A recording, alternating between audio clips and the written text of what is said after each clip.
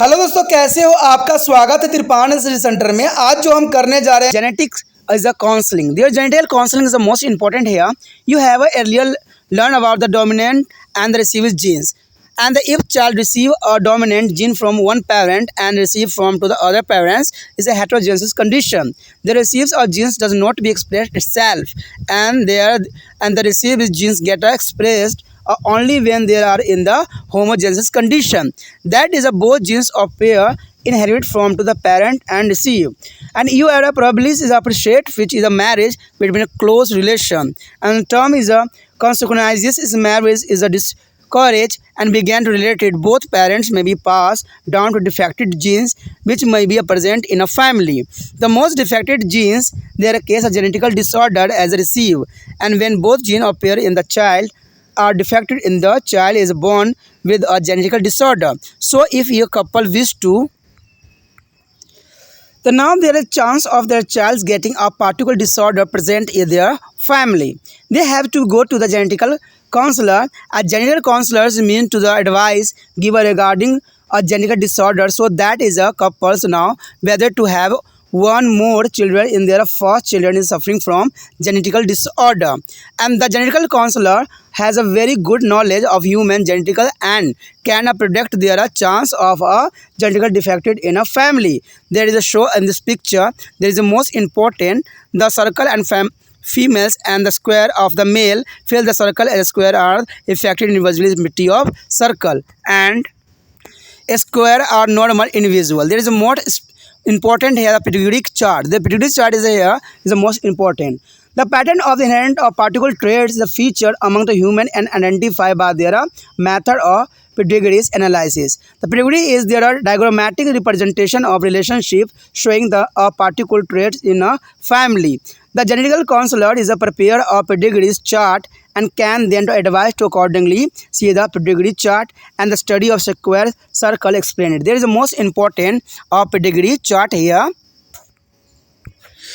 जैसे कि दोस्तों हमें पता है कि अनुवांशिक परामर्श, देखिए अनुवांशिक परामर्श, देखिए यहाँ पर जो है काउंसलिंग की जाती है अनुवांशिकता के लिए।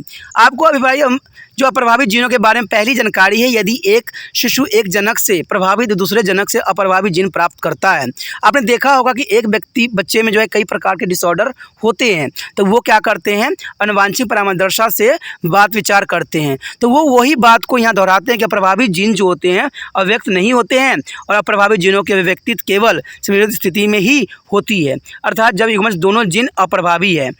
आप संभवतः इस बात का महत्व समझेंगे कि निकट संबंधियों के बीच विवाह संबंध को क्यों मना किया जाता है। तो ये बहुत काफ़ी इंपॉर्टेंट होता है कि सगे संबंधियों के साथ विवाह नहीं करना चाहिए। संबंधी होने पर दोनों जनक परिवार में विद्यमान दोषपूर्ण जीन अगली पीढ़ी में स्थानांतरित हो जाती है। ठीक है, शायद ये बात आप लोगों को समझ नहीं होगी कि हमें कभी भी अपने रिश्तेदारों से शादी या मैरिज नहीं करना चाहिए, रिलेशन नहीं रखना चाहिए, क्योंकि जो बच्चे जन्म लेंगे उसमें उन्हीं के बीमारी और जो है डिसऑर्डर वो ट्रांसफ़र आगे होती रहेगी।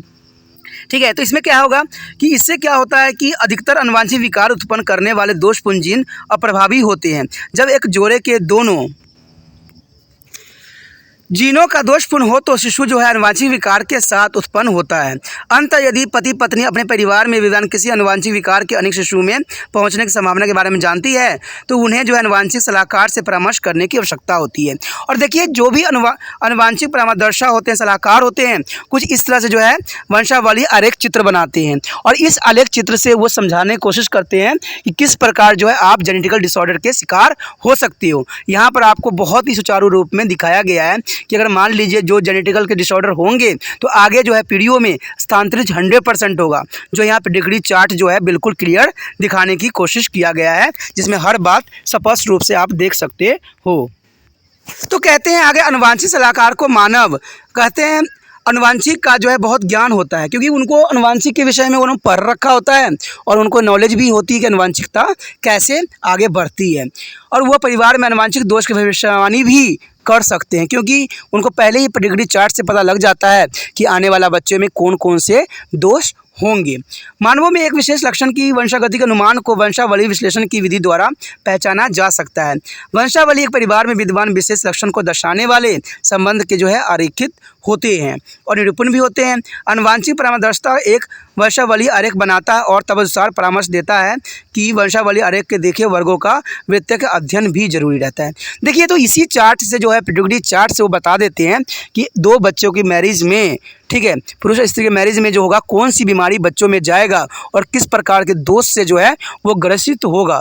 और मान लीजिए कोई पीढ़ी में अगर अंधा रहा हो या कोई पीढ़ी में किसी बीमारी का शिकार रहा हो, अगर वो दोनों आपस में उसके बच्चे से मैरिज होता है तो ये 100% है कि आगे वाला जनरेशन में वो कुछ गुण जो जरूर जाएगा। तो इसलिए सारी बातों को देख के ही जो है मैरिज करने की ज़रूरत होती है, नहीं तो आने वाला जनरेशन में बीमारियां स्थानांतरित होती है। तभी एक बात बताया जाता है, कभी भी सगे संबंधी से मैरिज नहीं करना चाहिए, नहीं तो जीर्ण जो है कहीं ना कहीं जो है विकार उत्पन्न कर सकता है। तो ये काफ़ी इम्पोर्टेंट था और काफ़ी ज़रूरी भी था। इस चैप्टर में हमने बहुत कुछ जाना, बहुत कुछ समझा।